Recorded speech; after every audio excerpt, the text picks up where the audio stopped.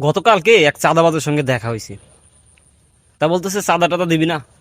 তা আমি আবার বললাম যে না, চাঁদা তো ভাই সমস্যা নেই, রাতে আসিয়েন কটা গরুর গোশত দিয়ে ভাত টাত খাইয়ে দেন আর চাঁদার টাকাটা নিয়ে যান। তো এখন কথা যেই কথা সেই কাজ, সে রাত্রেবেলা চলে আসছে। তা আমি আবার কি করছি, ওই একটা কুত্তা জবাই দিছি। একটা কুত্তা জবাই দিয়া সুন্দর করে তার জন্য সাজায় গুছায় রাখছি।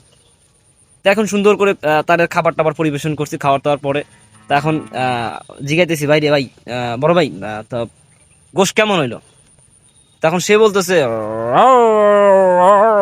অনেক সুন্দর হয়েছে। তা আমি বললাম অনেক সুন্দর হয়েছে, ভালো লাগছে আপনার? তা বলতেছে অনেক ভালো হয়েছে। তা আমি বললাম যে ভালো হয়েছে তো ভালো কথা, সমস্যা নাই। তা এখন ভাই কত টাকা দিতে হবে? 4,000 টাকা মাপ। তা আমরা বলতেছে আবার কি, যে তোর তোর তোর চাঁদার টাকা মাপ হয়ে গেছে, ঠিক আছে। তা আমি বললাম যে ভাই, চাঁদার টাকা মাপ হয়ে গেছে মানে আপনি তো নিলেন না, পরে আবার আরেকজন এসে বলবে যে আবার চাঁদার টাকা দাও। তখন সে আবার বলতেছে সারার বাড়ি আলাদা একবারে, ঠিক আছে। তা আমি আবার বললাম যে ভাই, ঠিক আছে সমস্যা নাই।